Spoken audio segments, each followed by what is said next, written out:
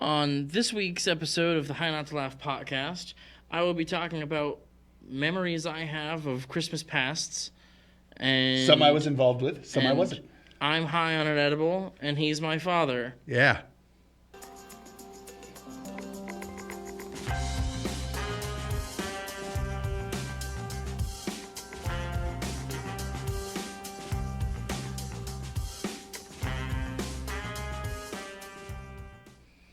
All right, so welcome to the High Not to Laugh podcast. It's the last one for the year, and it'll be the last one for a little while. My son, who I also call the magic hat to my Frosty the Snowman. Yes, Jason here. He's an expectant father. The kid is due in the next few weeks. And I'm going to take time off of this. And other things that we've done, so that he could spend time with the new baby. Plus, we do this actually in a studio, and you can't really bring a baby in and take care of them while you're doing something this, like if right? The kid's crying, like I can't legitimately do this or that at the same time. And your wife isn't going to want to take, recording days, Fridays off, so that she can just watch the kid alone, so you can come do this. Right. So it'll be a couple months before, once the kid has a regular sleeping pattern and stuff like that, and can, we'll be back. We're gonna do our shorts every day. Yeah. I do the random ramblings. We do, we're down to like once a week where he reviews food, but that's because that was getting expensive. It was. We got the diss battles where we basically do your mama jokes at each other. Yeah. And we do the pot thoughts, which are like shower thoughts, but they're thoughts we have while we're high. Yes. So those will keep coming. They will. We're going to keep making those. Because those we can do from home, and we can do it around the kids' sleep schedule easy enough. Indeed. So please still like, subscribe, share our things, whatever. Yep. And we're here for that. But usually I'm in control of the podcast. This week I'm going to kind of be in control of the podcast. Yes. So this week I'm going to be talking about different memories I've got from Christmases that I've lived through. Some with you, some with not you, and some good, some not good. Yeah. And your phone won't move. All right. That's interesting. Okay. So the very first one that I'm going to bring up is the first one in my memory at all. Like your earliest memory of Christmas? Of Christmas. Okay. I think I know the one. You do. And I can talk about my perspective. Yes. Of it, you tell so I woke up 5, 6 years old? No. Earlier. This was before you had a brother. So 3 or 4 years old. Yeah. And from my room, I heard the jingle jangle of some jingle bells. I heard a ho, ho, ho. I heard some bump, bump, bump, bump on the roof. And then I walked out, and there were snow prints all through the living room. And that was probably the most exciting thing ever. Tree. Yeah. That was extreme. And the level of commitment. I will say that there was no snow that Christmas. So no. But he was young enough that he didn't really think about the fact that there was a trail of flour. Well, it was flour, but yeah. And I learned that later. Yeah, much later. Because I waited till... And then I pieced together weird parts of my memories that I'd never put together. Because I remember, weeks later, I was in the kitchen doing something with Mom. And under the sink she still hadn't dumped out the container that you used to dip the boots in the flour. So there was just this weird cat litter looking thing with flour in it with 2 boots next to it. Yeah. A 3-4-year-old me wasn't going to think that wasn't... Those were my boots. They weren't even black. They can't be Santa's boots. Right, that can't be Santa's boots. Right. Ridiculous. All right. From my perspective, I made sure that my wife and I got up before he did. And I went out and I did. I put the flour on the boots and I made sure to lay perfect little prints going right up to the tree, and then from the tree to the window, because we didn't have a Fireplace. I don't think we've ever had No, one. well, we didn't have a chimney at all. But to the window made sense. Then I went into my bedroom and I opened the door a crack, and I had these bells that were on like not a stick, but it was like something hard. And I started shaking them, and they were jingling, and I, ho, ho, ho. You know, I did it better than that, but I'm coming off of a cold. I'm not sick, but I had. And it's been about 21 years. Yeah, well, but ho, ho, and I had to keep doing it because the little jerk Brat wasn't wouldn't waking wake up. up. Yeah, that sounds like me. Then he gets up and he goes out and he sees it and he's in awe, man. Like, I made this kid's Christmas. Yeah. And his mom was like so excited. She's like, yeah, you just gave him like some real magic. Like, for all he knows, he just witnessed magic. Like, forever, that was going to be what I went back to in my brain. Like, no matter what was happening on Christmas. Here's the thing about him hearing anything on the roof. I didn't do anything about that. Everything that I set up, his mind added to it because there was no sound effect of. And not having remembered that I didn't just immediately wake up, I could have just been dreaming the first part. Like, that's possible. With the sounds that you were making, possible. it probably infiltrated my brain. Very well could have. And 3 years old, of course I'm going to imagine that that's Santa Claus on the roof. I mean, when you hear ho, ho, ho, there's only one guy, like. On Christmas? Like, you were 3. I hadn't introduced you to any of my pimp friends. No. You had friends. Oh! By the way, he's right. Well, all right. Let's save that one for last because that is probably... Okay. So, in 1 year, I remembered, and I knew that we had pictures. That's what helped me remember. But you had gotten me and the 3 other kids that we were, my siblings, all these fake boxes that you then would put like a shirt or something in. But the gift to me was I got a knapsack, and it was a bag you'd put over your head and tighten so that you could sleep. Followed by my brother got bacon-scented dryer sheets. Yep.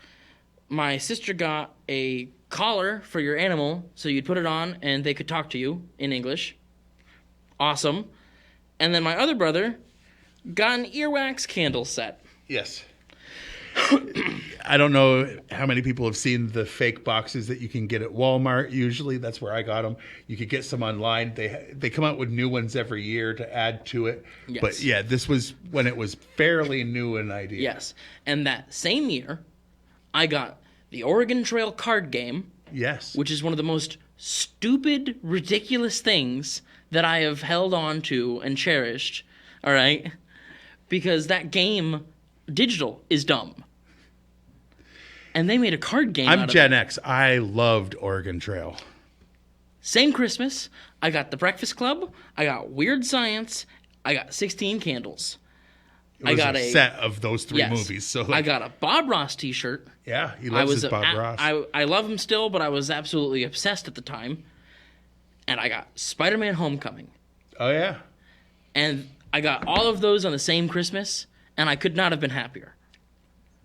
I always tried to make sure to get you kids stuff that you were really into for Christmas, yes, obviously. I just, like, those things were so cool. Absolutely loved it.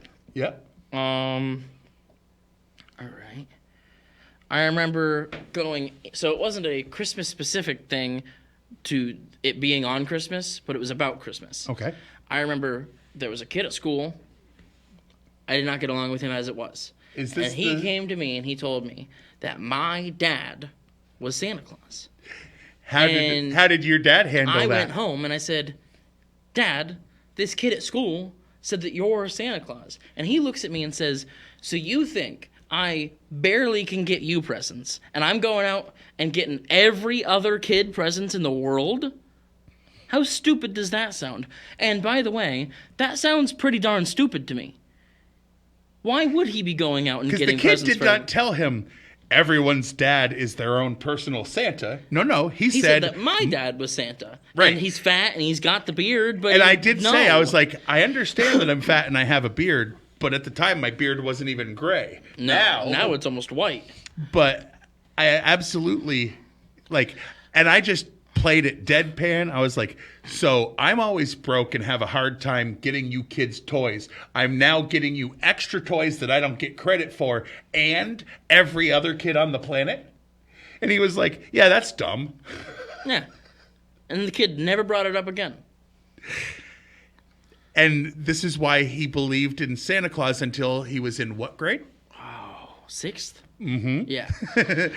If you had waited just one more year, my teacher would have been the one that ruined it for me. Because in 7th grade, when it came to this time of year, we sat in a circle, and my advisor or whatever was like, so when did you guys learn that Christmas or whatever, that Santa wasn't real?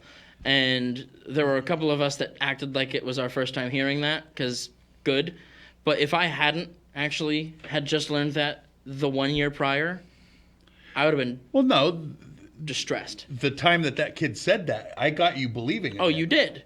You did. Now, when he did realize it, there's more to that. Do you remember what I had said to you? Because you were the oldest, and I didn't want that spoiled for the other kids. So I had a conversation with you one-on-one about keeping it a secret. Yeah, it was roughly, you could be naughty the rest of the years that they believe and get coal.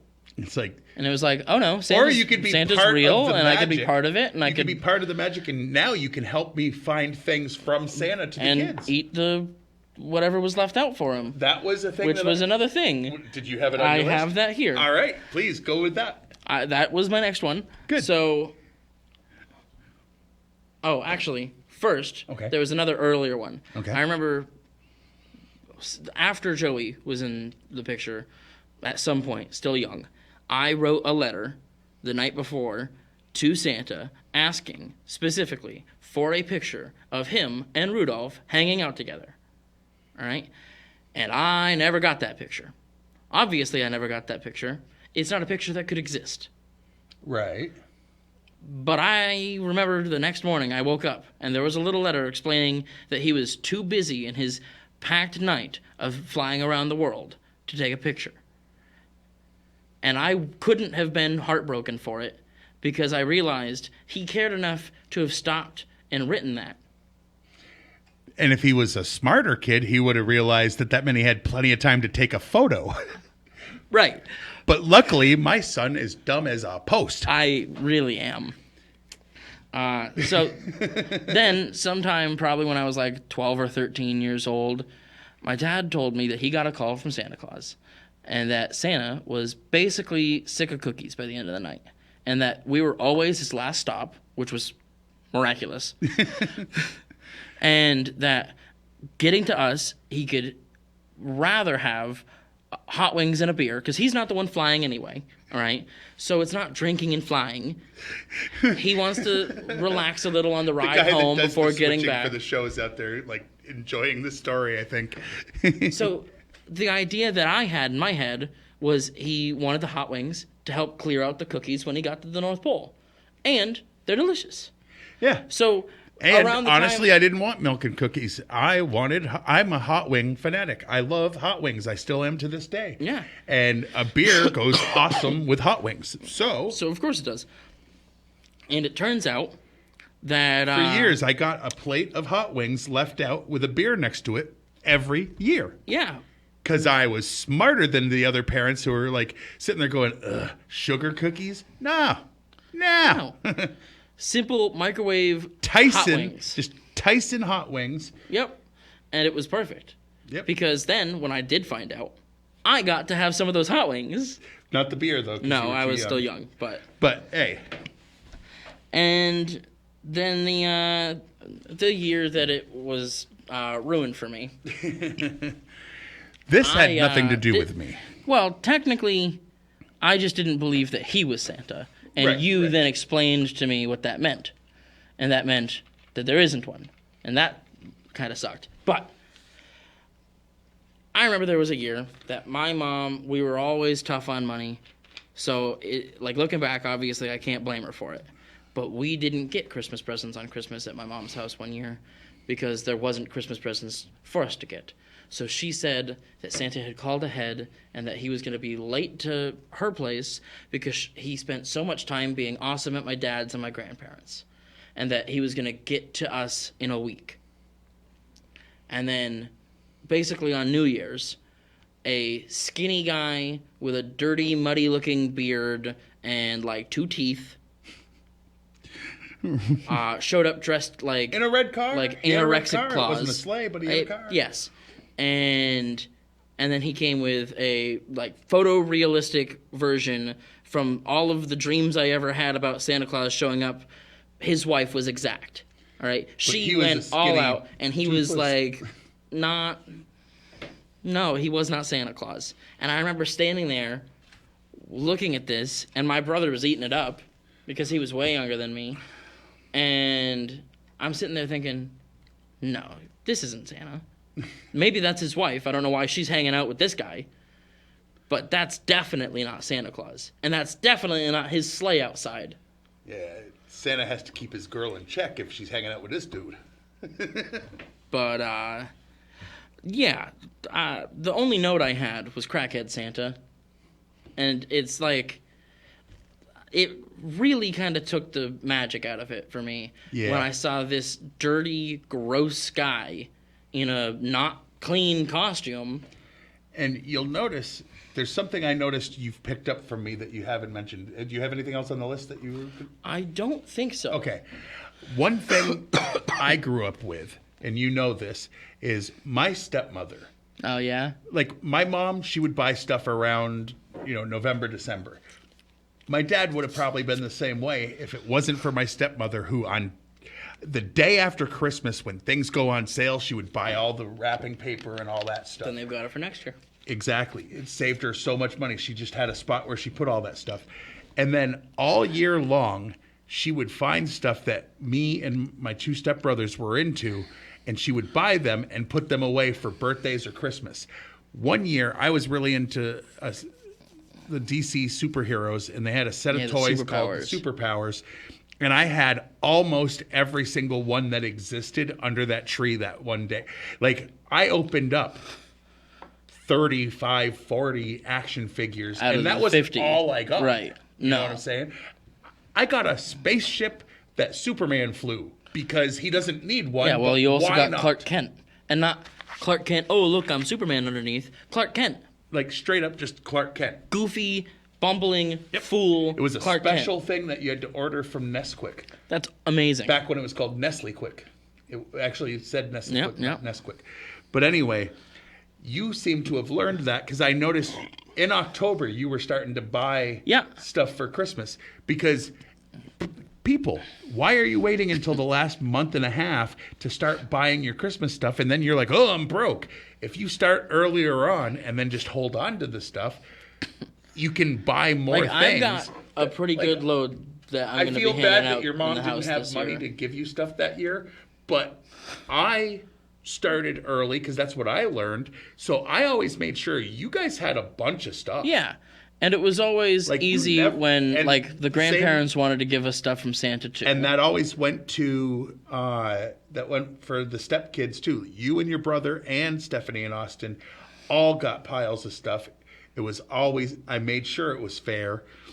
At certain ages, I would up the amount that I would spend on each kid. Because like when you're older, some of this stuff's more expensive. It just is. But I always started buying stuff early. You never had nothing under the tree at my house. Never. I feel bad that your mom was going through that, but I also know how much I was giving her every month, and the fact is there's no reason she shouldn't have had some. Sure, but... But this show isn't about me pointing fingers at your mom. No. She had a rough time for a while. It was rough, and it wasn't we like got through it. And all her fault or anything either. No. There was other things There was a lot it. going on. There was. For Christmas-related things, that Santa Claus kind of ruined Santa Claus for a little while for me. And that was the year that you sat me down. I remember you sat me down on our front porch, and our neighbor that I loved, he was great, walks up, and he sees us talking, And usually when you were out there, it was because you were smoking a cigarette. You didn't even have a cigarette. So he was like, you guys all right? What's going on? Oh, yeah, I'm about to tell Jason about Santa Claus. And he was like, oh, all right. And he walked away. And you were like, but instead of just making it where it's like, now you lost fat, I was like, because the other kids are going to question why you're not getting it, you'll still get stuff from him too. And you get to be in on selecting stuff for them, like, which gave me an in on the stuff that they're really into, because sometimes kids aren't as open about the stuff they like. So, like, yeah. I had my Santa has spies. You were one of them. I was. You were my damn elf. But I think that's about it for this week, huh? Yeah, we've been going for a little while, I think. Yeah. So that'll be the last podcast of the year. And it'll be a few months before we get back to the podcast, but we'll be on the channel daily regularly with other stuff. So as Merry Christmas. Yes, Merry Christmas, Happy Holiday, New Year, whatever thing you whatever are you celebrate. Part of. We're very inclusive with that. But as always, yes, Virginia, there is another bowl.